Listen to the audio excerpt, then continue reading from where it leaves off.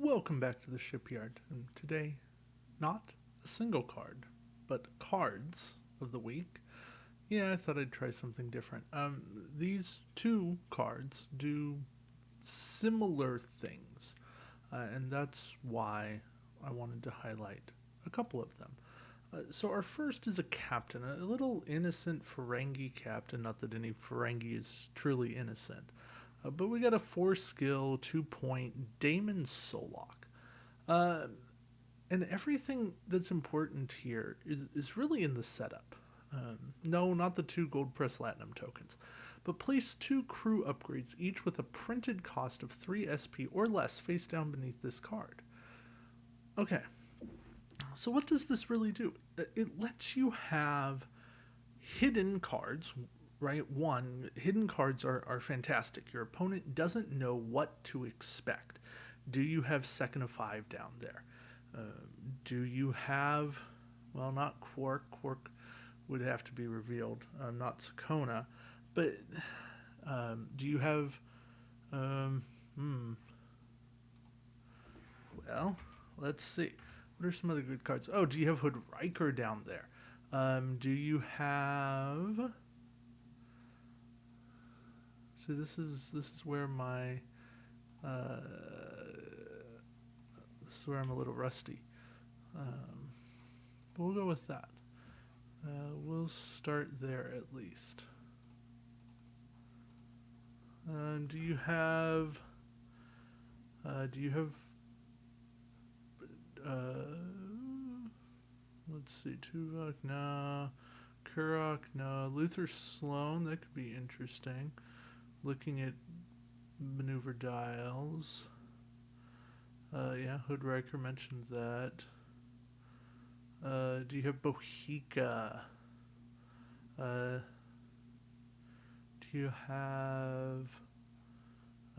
Do you have not Jen Cisco? Oh, do you have Deanna Troy? Right, ability to mess with captains on another ship. Do you have? We already talked about second of five.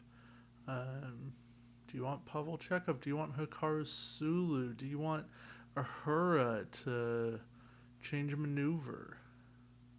Do you want range Uhura? Right? Do you want Janice Rand get a free talent use? Do you want Lee Nollis for protection? Um, do you want Elizabeth Shelby?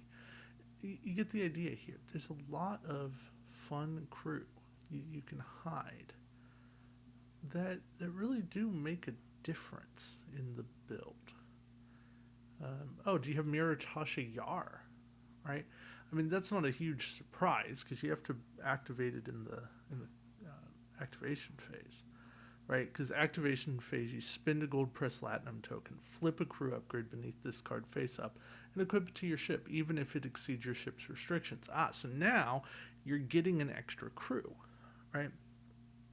This is an interesting way to get something like second of five on board. We don't typically put Tasha in these situations. Most ships are not built to die. Got to clarify that. But, I mean, if nothing else, Damon Solok is getting a cheap crew and covering that crew slot. That makes Solok powerful. And I think a lot of people aren't really giving him the time of day. I know he's only a 4 skill captain. And that's what hurts him and holds him back. But the other thing is, this is any activation phase. You don't have to do it the first time. You don't have to do it the second time. You can do it halfway through the battle. And that, again, gives you options. I should note there are also plenty of Ferengi crew. Um, the whole Grawl Nava combo there. The other card I wanted to talk about is DNA encoded messages, or in DNA encoded message. So this is setup, place 3 Klingon talent upgrades face down beneath this card, right? And yes, I know you're paying 5 points for a Klingon talent, but now you're getting choice. And in an activation phase, you discard this card, flip one Klingon elite talent beneath this card face up, equip it to your captain, chuck the other two. Right? So, do you want to set up for detonation codes? Do you want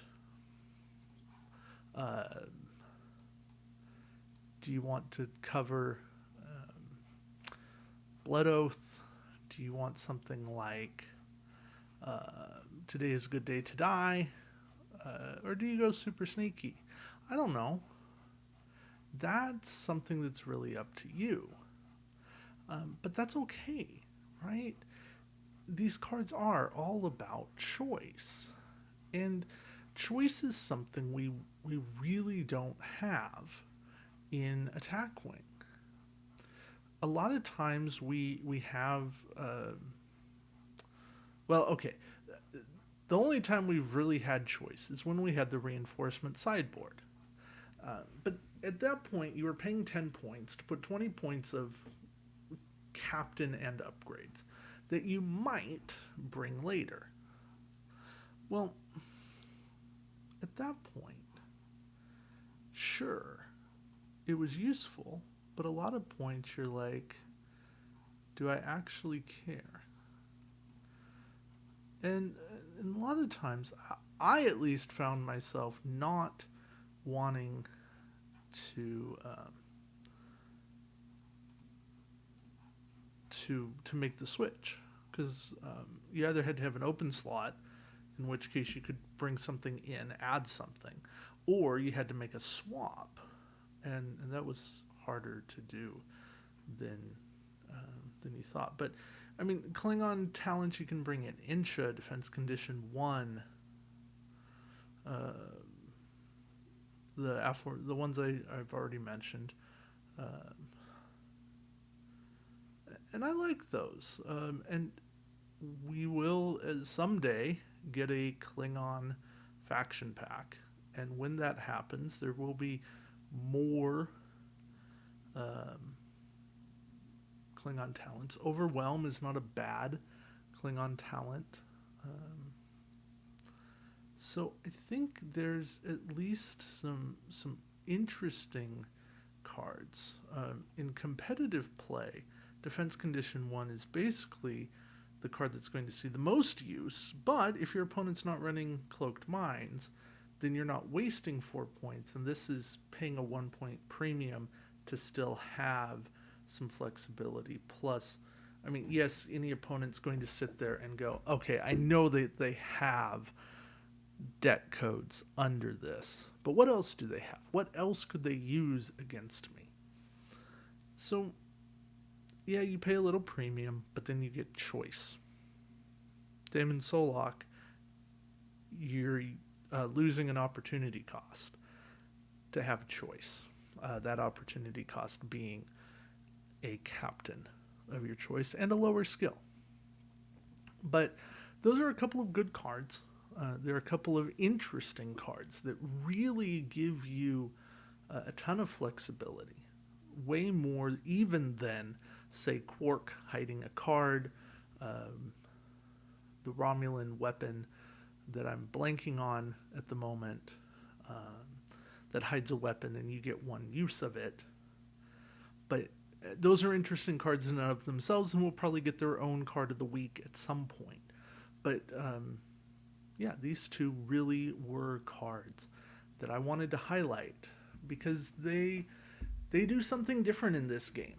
And at times we need things that do something different. All right. With that in mind, go out and build. Let me know. Do you play one? Do you play both? What do you like hiding under these cards? And go from there.